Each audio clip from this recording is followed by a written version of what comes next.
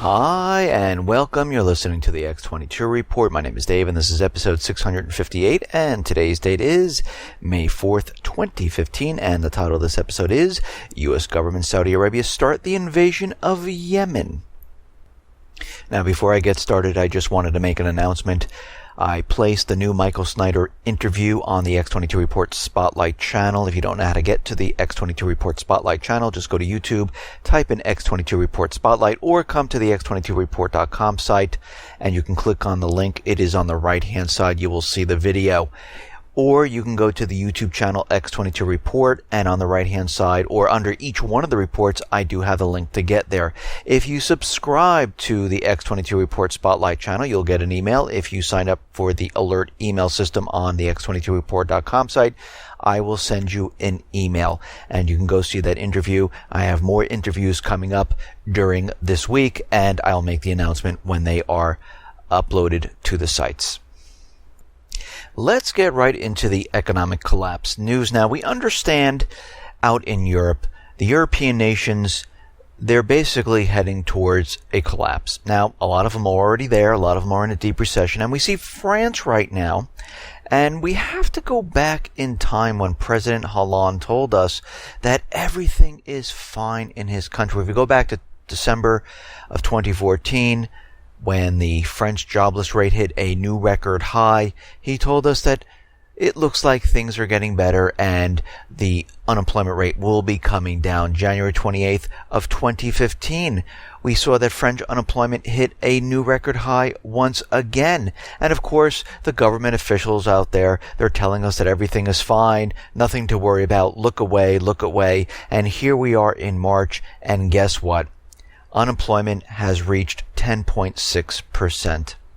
It was at 10.2% in January. It has gone up. Now, of course, the government could be manipulating the statistical numbers just like the United States, and this number could be much, much higher.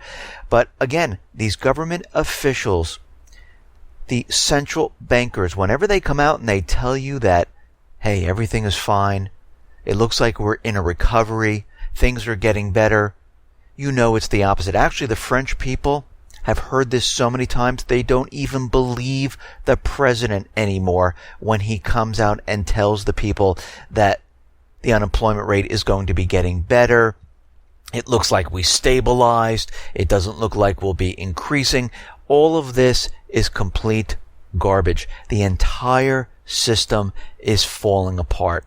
And they're doing whatever they possibly can to explain this away and to stay in power. Here in the United States, what do we see? Well, we see the economy completely falling apart. We see U.S. factory orders declining once again after 6 months of month-on-month drops, something not seen outside of the recession.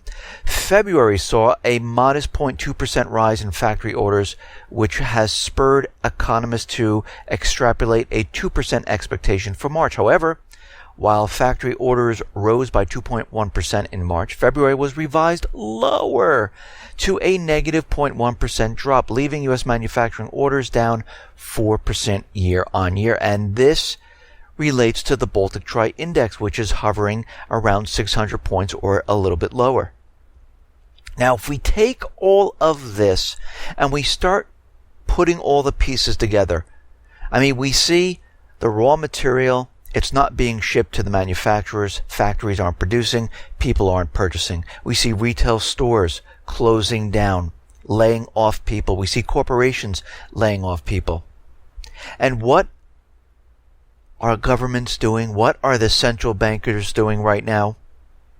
Well, right now, governments are unable to eliminate deficits. Global government debt is increasing exponentially. 0% interest rates are allowing governments to borrow more to pay off old loans and fund deficits. Global growth is declining despite money printing and bailouts. Over 25% of all bonds issued by European governments has a guaranteed negative return for investors. Germany can borrow money for 5 years at an interest rate of negative 0.1%. Instead of Germany paying you interest when you lend them money, you have to pay them interest. These same negative interest rate conditions exist across many of the Eurozone countries, as well as Denmark, Sweden, and Switzerland. 6 years ago, we were told that bailing out the banks and auto companies would save the world. Has it? No. They're in the same exact position. Nothing has actually, it's gotten worse. As this worked so well, we were next told that the world needed 0% interest rates. As this worked so well, we were next told we needed money printing. As this worked so well, we were next told that Ireland, Portugal, Spain, Italy, and Greece needed a bailout. As this worked so well, next the IMF issued a report recommending a global wealth tax of 10% be applied to help governments resolve their debt problems. And of course, that didn't work either. And now the IMF, EU, and ECB all declared that if your bank goes under, they will take your deposits. So you can see where we are headed when we look at what is going on in the economy, when we see real estate plummeting, mortgage applications declining. We see retail closing more and more stores. I mean, from the start of this year, the announcement is 6,000 stores right now will be closing this year. This is not one or two stores from each of the big chains. This is hundreds of stores, laying off thousands of people. We are headed into a collapse situation, and this is why we see this happening right now. Beginning May 1st, Chase will begin charging certain wealthy depositors the right to keep their money in the bank. Basically, the large institutional depositors, they're going to be charged a 1% fee for depositing their money in the bank. So what's happening? A lot of these institutional depositors are taking their cash out of the bank. And they want this to happen. They want them to take it out and put it into the market, invest it someplace else. Don't just let it sit there in the bank. And of course, the other agenda here is to get rid of the paper currency. They want everything electronics. And you know what's going to happen. This will trickle down to the wealthy individual, then the middle class individual. And what they want you to do is they want your money out of the banks and they want you spending it, so they're going to force you to do it at this time. And this is exactly what they're trying to do at this point. We see China is continually pushing to get the yuan renminbi into the basket of SDRs with the IMF to become a reserve currency. And right now, the IMF is looking at this, and they're going to look at this fall in this year, and it seems they removed a lot of the opposition except for the United States. And you have to remember, the United States was supposed to vote in, which they promised back in 2010, more voting rights for the emerging economies in the IMF, and they didn't do it. And this is why China and Russia decided, hey, we're going to start the BRICS system, we're going to start the AIIB to challenge the IMF. And again, all of this is being done, it's because the dollar is falling apart. The system is falling apart. And they're doing, and when I say they, it's the U.S. government, central bankers, they're doing whatever they possibly can to keep the system propped up long enough to distract everyone with an event which will lead to war. This is what's happening at this point in time. And of course, they're trying all different types of programs like FATCA, going out across the ocean, trying to find the revenue to keep the system alive, taking the money from those people who are working in different countries, who are saving their money, who are U.S. citizens, and they are taxing them. We see Obamacare, which is a tax on the people. Actually, it's completely unconstitutional. The Judge Richards, he was coerced into ruling it constitutional because the NSA was spying on the judge. And we see right now that about almost half of the 17 Obamacare state insurance exchanges are reportedly suffering financial difficulties, posing a significant challenge to state officials just 5 years after Obama signed the law. Many of the marketplaces set up by the states and the District of Columbia are being hit by high costs, tepid enrollment numbers, and in response, officials at the state level are mulling raising fees on insurers, sharing costs with nearby states, and calling for money to be infused into the system. Some officials are saying, you know something, maybe we should have the government take over these exchanges. The system was not developed to be a benefit to the people. It was developed to make the insurance companies rich and to tax every individual and to force, with the penalty, every individual into this system without giving you a choice. Yes, they make it seem like you have a choice. The choice is you get into the system and you get to choose one of the plans. And they've stripped out competition among the insurance companies completely. And this is how they're continually raising rates, because there is no competition anymore. It's a monopoly among the insurance companies. They know they're going to be getting their money, and they know they can raise fees anytime they want because the people have to keep it or you're penalized. And this is what we're seeing.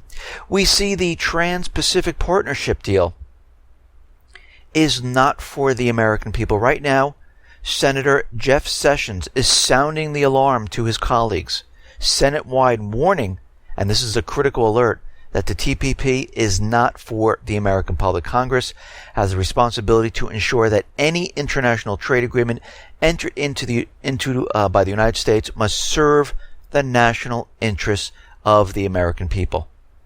The Sessions document then goes point by point for 5 full pages through the TPA trade deal, laying out why it wouldn't help Americans. Rather, it would likely hurt American workers, and why the deal doesn't in fact provide Congress with more powers over trade.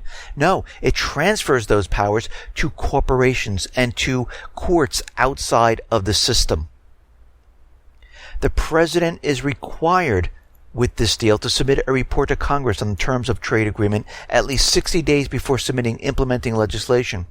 The president can classify or otherwise redact information from his report, limiting its value to Congress. We've seen this time and time again, where they say, oh yes, this is open, it's for the people. But guess what? Congress can't see this, it's classified. We're going to have to redact this document. So basically you see the word and, the, and it. Everything else is crossed out.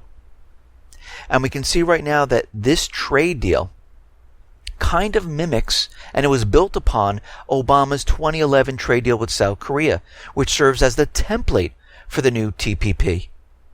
And you know what happened with that deal? 50% jump in U.S. trade deficit with South Korea in its first 2 years, which equates to 50,000 jobs that were lost. So this agreement, and there's many other stipulations, and of course we haven't seen all of it because it's confidential for security reasons. They don't want anyone to see it. And when someone doesn't want you to see something, that means it's not in your best interest. It's like purchasing a car, a house, or anything like that, and you cannot see the document you're about to sign. Well, you know that's not in your best interest if you cannot see it. This is the same thing. The American people cannot see this. Congress can look at it, but they can't go out and discuss it. But there are people out there saying, yes, this is not for the people. This is for the corporations. We see coming up June 1st, the Patriot Act is going to be voted on if they should continue it or not. And of course, they're trying to throw at us the USA Freedom Act. Well, they always throw these great titles onto these bills, which always means the opposite. The Patriot Act sounds fantastic until you learn it allows the government to spy on every single American. The USA Freedom Act is exactly the same thing. It doesn't stop the mass surveillance. Basically, it leaves that untouched completely. All they're doing is changing the name of the bill. Everything stays the same. It's a game they play. We know that the FBI uses a Stingray device. And we see Muckrock has been firing out Freedom of Information Act requests about the Stingrays and how they work. And they wanted this information. Well, guess what? They received all the information. And you know what they received?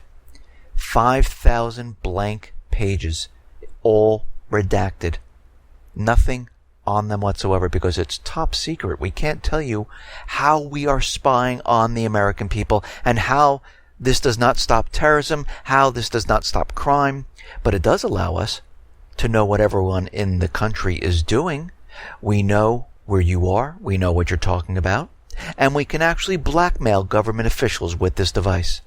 That's what this is really all about. And we can see out in Baltimore where the U.S. government, central bankers, they were trying to build the situation up where they could declare martial law. Now again, it doesn't always work. They'll keep trying to the bitter end. But what they did accomplish is the call for nationalizing the police once again. Setting aside funds. Having these funds go to the states, go to the cities. They all report to the government. So you can see it's not just one agenda. There are many agendas. We see that the mayor of Baltimore has lifted the curfew now. And we see that 96% of Americans expect more civil unrest in the U.S. this summer. And we know there's going to be more civil unrest. And not for the reasons that everyone thinks. Or maybe you do think. A lot of it is going to happen when this economy falls down. Now, there might be some more of these type of instances that pop up in different cities, which we're starting to see. So they can continually nationalize the police, where they can try to gin up something where they can declare martial law, because we're getting closer and closer to that collapse situation. And when this entire system collapses, there will be civil unrest. We know in Europe they have a special police force that can be dispatched to any country to help out in certain situations. We understand that France, Spain, they've been training troops for civil disobedience. They have troops on the ground. Australia, Canada, by using the false flag terrorist event, they were able to change laws, or trying to change laws, and keep armed forces on the ground. We see that in Baltimore, there is more information coming out that there was an alleged gunfire in Baltimore. They're saying that no, nobody was shot, but of course the corporate media was right on it, saying yes, somebody was shot, and it seems that the story is they were arresting someone, the gun from the person they were arresting dropped, it fired, nobody was hurt, nobody was hit, there's no blood, but of course the corporate media is right out there because they're part of the agenda of the U.S. government, central bankers pushing, oh my God, there's going to be riots, there's going to be protests. Now they could gin this up, and we'll have to watch this very carefully. And we can see right now they will use any type of instance to push their agenda. And they won't stop until they get what they want. In the UK, they're doing something very strange there. They're saying they want to ration the internet. Why? Of course they're using that, it's a big strain on the infrastructure with all this streaming media and things like that. But the other thing they're trying to use is that it's because of the electricity usage. They're saying that PCs, TVs, they're using up a lot of electric, and we're going to have to cut back on this, or we're going to have to ration the internet. And when we look at this closer, this might be a way of stopping people from going to alternative or new media sites and getting their information from the internet, where they're blocking this, because we could see a lot of these countries are blocking certain websites that they don't want you to go to. And this is a way of saying, oh, no, we're just going to shut it down when this certain event happens to save electricity. But when we look at this, PCs, laptops, phones, they only use about 9% of energy in your home. The biggest is cooling and heating, which is about 43%. Refrigeration's about 8%, other appliances is 9%, lighting is 11%. And most of the people have either phones, which take about 2 watts of power to charge up. People have Wi-Fi routers in their house, which is about 6 watts. And if you have a laptop and it's sleeping and it's charging, it only uses about 7 watts of power. And when you unplug, you're using your system without using electricity. When you're using your phone, you're using it unplugged most of the time. So I think their story is really to block what's going on in the internet. And they're trying to make excuses of why they're going to be doing this. I wouldn't be surprised if we start to see this here in the United States. Because we know in France, the government there can block any site that they feel is a terrorist site or mentions the Islamic State. And they don't have to go through any type of court ruling or anything like that. They just take it down. They make a request. If it's not taken down, they do it themselves. We see out in Israel, there are protests going on. And they're very similar to Ferguson and Baltimore, which makes everyone think, where are all the police getting their training from? Because there are several thousands people in Israel's large Ethiopian population. They took to the streets of Tel Aviv on Sunday to protest racism and police brutality against ethnic minorities. According to the reports, marchers blocked highway traffic, chanting and bearing signs which read, "A violent policeman must be put in prison, and we demand full equal rights." The protest was sparked by the release of a video which shows an Ethiopian Israeli man in an IDF uniform being beaten by police. Well, isn't that the same thing we're seeing here in the United States? It seems very similar that the police tactics are the same here in the United States and Israel. And this shows you that they're both being trained the same way to come down hard on the people. And we're starting to see this quite a bit throughout the United States, because what they're doing is they're trying to train the American people, just like they do in Israel, to say, listen, you're going to listen to us. We control you.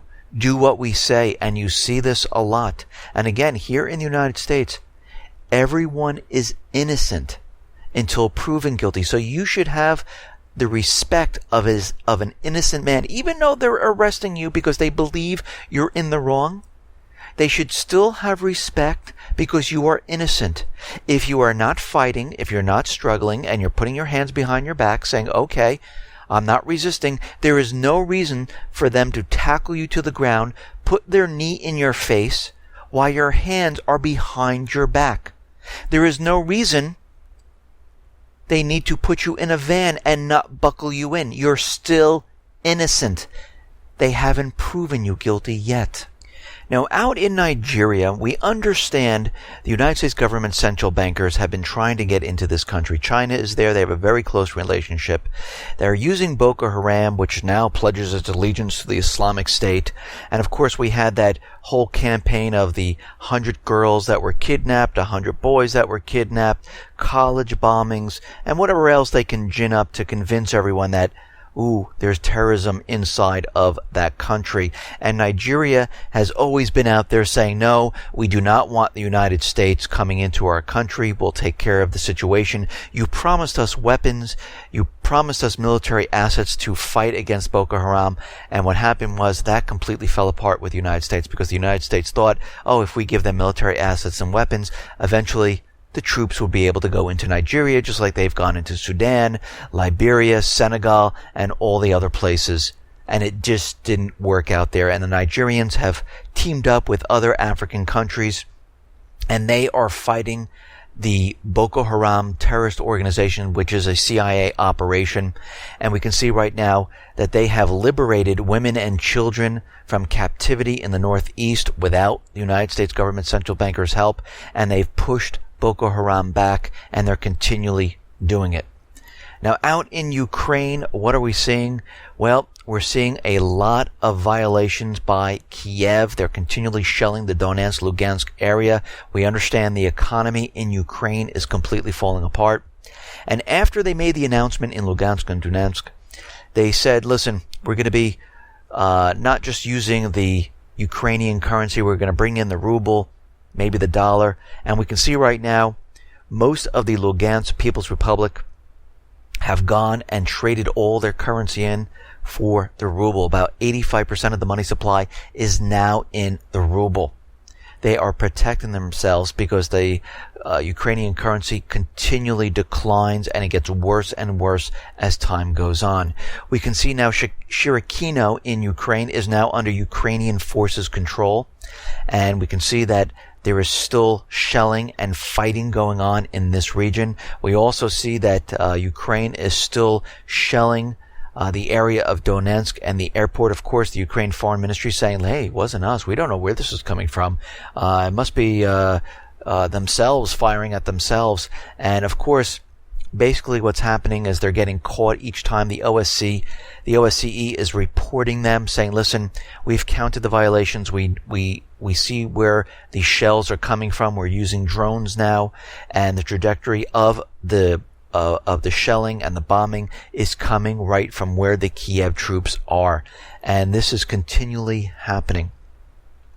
Now, Austria's foreign minister says that he doesn't understand why the United States is not involved in the Minsk II agreement, the ceasefire agreement. They should be involved in this. Instead, they're on the other side, bringing in troops, bringing in military assets, approving a budget that will supply lethal weapons to Ukraine. Instead, we have France, Germany, Russia, all involved, and Ukraine, all involved in the Minsk II agreements, and the United States is sitting out pushing this war. And the Austrian foreign minister is saying, no, the U.S. should be involved in the process of conflict settlement since they are involved in this entire situation. But of course, the U.S. likes to pretend, oh, no, we have nothing to do with this. No, we had the coup d'etat. We spent $5 billion, but we have nothing to do with this. And we know they do. There are U.S. troops inside of Ukraine training National Guard, the armed forces in there. Weapons are coming in. Poland is in there. England is in there. All doing the same thing. Now, we understand that NATO, the U.S., they keep saying that Russia is invading Ukraine. They have military assets, tanks, all coming across the border.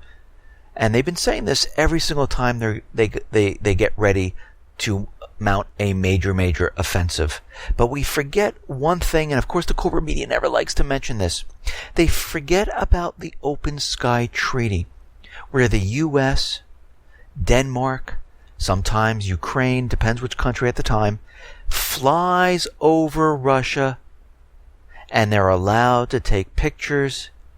They're allowed to surveil what is going on along the borders. And we have another flight coming up, and I mentioned this before, between May 4th, which is today, to May 8th. And the U.S. Denmark inspectors will fly over. And guess what they're going to see? They're going to see absolutely no troop buildup. But of course, nobody likes to mention this. But they're going to be doing this on a OC-135B American observation aircraft, and they'll be flying around the country. And of course, again, that is completely left out, and all they want you to hear is the propaganda that Russia is invading, which they are not. Why in the world would they invade? It makes no sense. Think about this. During the last offensive from Kiev, the southeastern forces were winning. They were pushing Kiev back. They were almost into Mariupol. They could have marched right into Kiev. Why in the world would they stop and negotiate a Minsk II agreement saying we just want our independence. Because they're not looking to take over the rest of the country. They're looking to have their small sliver and be independent from Kiev. They don't want to go along with the puppet government. So why, after they negotiate the Minsk II agreement, why then would they mount another offensive with Russia coming in to do the same thing all over? They would have just completed their mission and completely taken over the entire country, because they knew at that point, and I'm talking about Kiev, that they were going to mount another offensive later on.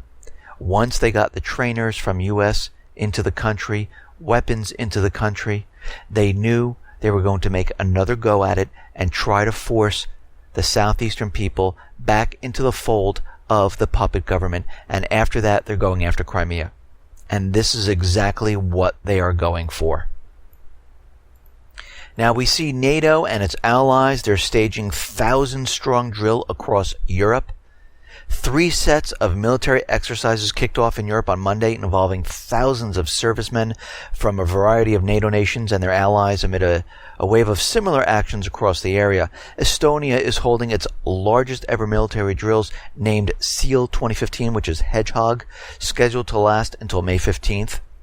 Germany, Latvia, Lithuania, Belgium, Poland, and the Netherlands will be involved. The Lithuanian army is holding its own maneuvers as part of the largest national drill called the Zybo Curtis, which is Lightning Strike. The training involves over 3,000 troops. Lightning Strike will be testing the country's mobilization system and cybersecurity works. In Norway, NATO and its allies have gathered for annual anti-submarine exercises. About 5,000 servicemen from 10 NATO countries and Sweden are taking part. The drills, codenamed Dynamic Mongoose, involved simulated sub-hunts utilizing surface vessels, aircraft, and a variety of radar and sonar technologies. The US, Germany, and Sweden are providing the submarines, and I wouldn't be surprised during these drills that they're having if we see propaganda out there saying, oh, we've spotted a Russian bomber, we've spotted a Russian submarine, and they use this during the drill period. We've seen this time and time again. Every time there's some type of drill, they always come out with the propaganda that they spotted a Russian submarine. And every single time, it turns out to be fake, phony, and false. The last time it happened, it turned out that no, they were doing it for budgetary reasons. They were scaring everyone so they can increase budgets, and I wouldn't be surprised if we see the same thing occur. We saw it happen here in the United States, and we see it happen many times. DHS, when Congress was voting on their budget, they used the scare tactic that the Islamic State is in the malls and they're getting ready to attack. And as soon as they got their budget, that story completely disappeared. It's all a game. It's to scare everyone into doing things they normally wouldn't do. And this is why they use false flag events. This is why they use propaganda. And this is why we are on to them. Now, out in China, we understand that the U.S. is setting up different bases which will encircle China. And what we are seeing is that there is a new report out there called Revising U.S. Grand Strategy Towards China. Basically, the report is nothing less than an agenda for war. The report's central theme is that the U.S. global dominance is threatened by the rise of China, and this process must be reversed by economic, diplomatic, and military means. The threat to the U.S. position as arising from China's economic growth within the present international order must be contained or stopped. China is not an imperialist power as Germany was, but its very economic rise is undermining the U.S. position. U.S. support for China's entry into the global trading system has thus created the awkward situation in which Washington has contributed towards hastening Beijing's economic growth and, by extension, accelerating its rise as a geopolitical rival. As part of the plan to vitalize the economy, the U.S. should construct a new set of trading relations in Asia that exclude China. And guess what they're doing? They created the TPP. fashion effective tools to deal with China's pervasive use of geoeconomic tools in Asia and beyond, and in partnership with U.S. allies and like-minded partners, create a new technology control mechanism. And this is what the U.S. is doing at this point. They are threatened by China because the economy here of the United States and the private Western Central Bank system is collapsing, and China's economy is on the rise. The TPP, which currently excludes China, and for which Obama is now seeking the fast-track authority from the U.S. Congress, is to negotiate and basically leave out China completely. But we have to remember China and Russia are starting their own trade type of partnership out in the nations of Asia, and that seems to be picking up steam, while the TPP is really not being utilized by many of the countries. A lot of the countries are saying, hey, we don't really like this deal. And the grand strategy of this is to contain China. And eventually, if they cannot stop them economically, diplomatically, the last stage is war.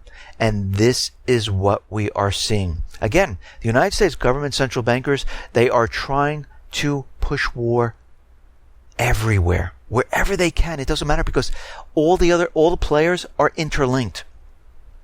We see with that the Maersk Tigris incident, they are using this incident as propaganda to make everyone think that Iran is aggressive. This was a ship that basically was and owed debt to Iran. And there was a legal judgment against the ship. And basically what they did is they took it in. Now, of course, the United States government central bankers, they knew this. And it seems like the ship kind of altered course and went over into Iranian waters. And it seems like this was done on purpose to use the situation. And now what do we see? Well, we see the United States government, they are basically using warships to escort ships through the Strait of Hormuz. And of course, Iran is saying this is ridiculous. There is no threat here whatsoever. This ship was brought into our ports because there was legal judgment against it. And we actually have to look back in time because, of course, Washington's out there saying this is all against international law. This can't be done. But the United States did the same thing back in 1991. The U.S. seized a Panamanian flagship accused of defrauding the U.S. military. And they fired across their bow and brought them into the port. So countries do this. But again, the United States is using this for a different agenda. And Iran is out there saying, listen, the United States does not need to protect its ships in the Strait of Hormuz near Iran. Actually, it's very safe here. What they should do is protect the ships off the coast of Yemen. That's where we have a problem. And again, in Yemen, we see the Saudis pushing their agenda orchestrated by the U.S. government to put back the ruler that was put into place by the U.S. government. It is a puppet government. The people rose up and kicked them out. We see right now that the Saudis are using cluster bombs, which are supplied by the United States, and they're dropping them on the people. Human rights groups are complaining that there's growing evidence of Saudi warplanes dropping cluster bombs, providing to them by the United States on targets in Yemen's northwest. Now, there was a ban on cluster munition, and it was signed in 2008, but guess what? Saudi Arabia and the United States, they did not sign it.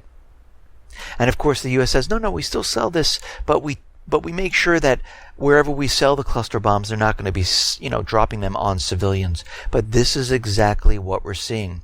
We also see that nearly 2 dozen Black Cloud ground troops from the Saudi-led Arab coalition arrived in Yemen port city of Aden, and they're saying they're on a reconnaissance mission. And the soldiers arrive there by helicopter gunships. And they're there to eventually, train the loyal forces that are basically loyal to President Hadi. And we can see right now that these troops that are coming into this area, they're gathering intelligence because they're getting ready for a ground invasion. The Houthi fighters, along with army units, repelled a massive naval attack by 50 Saudi vessels on the coastal area of the southern Yemeni province of Aden. The Saudi Navy troops sustained heavy toll in the port city of Aden as they attempted to launch a major offensive on the southern province.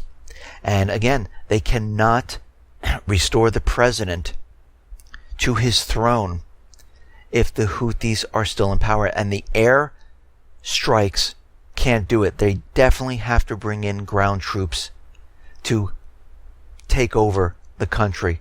Now, the Houthis, they are a strong force to be reckoned with, and it's not going to be easy. And I'm saying that the United States government central bankers eventually, they will create some type of an event that will push the authorization for war. Because they've already told us that the Islamic State is in Yemen. We see they're having troubles in Yemen. The Houthis are still fighting. They're getting ready for a ground invasion. And if the coalition forces cannot do it, we will see the United States get involved. And then eventually they will move into Libya. We know they're already in Iraq. And the last two targets are Syria and Iran. We see the United States government, and this is going back a couple of reports, when the Islamic State was first out there saying, we want a caliphate, we're going to split up Iraq, we're going to split up all these countries, and we're going to have a Shiite, we're going to have a Kurdish region, we're going to have a Sunni region. Well, guess what? The U.S. proposed a bill to the Iraqi parliament. And the bill is to split up Iraq. And of course, the Iraqi Parliament said, absolutely not. We're not splitting up our country. And the bill was proposed to separate the Sunnis, the Shiite, and the Kurdish, because this is what the U.S. government central bankers want. They want this all broken down, and this is why the Islamic State is in there. To create chaos and to eventually convince these governments to break down these countries into smaller regions which they can control.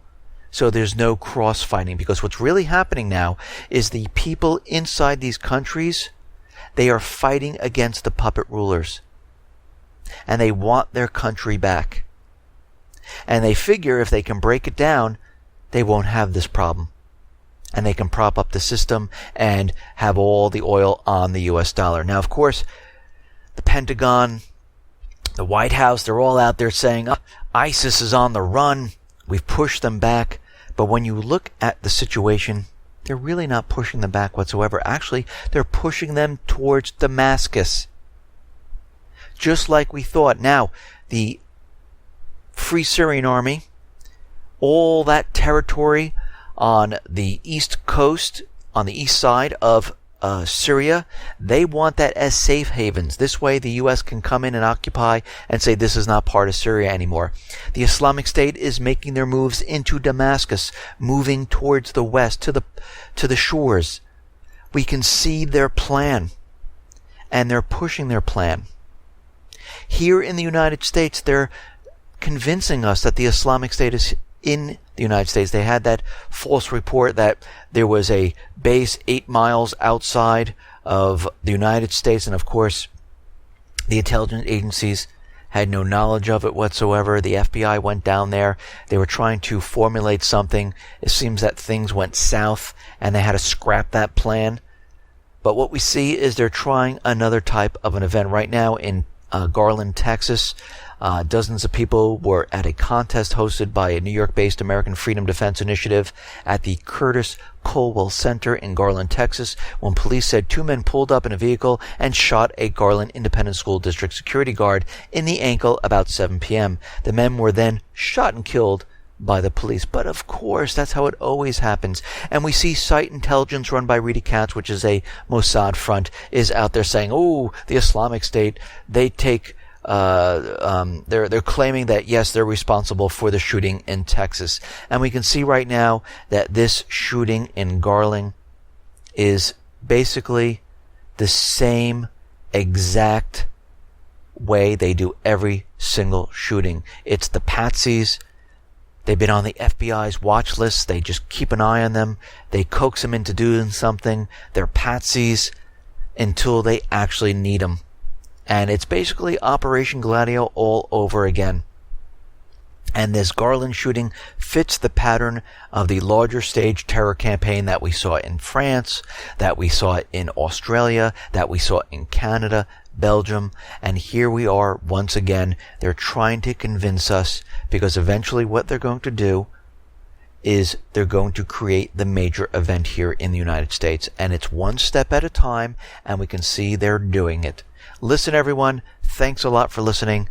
Be well, be safe, and especially be prepared. Thanks a lot.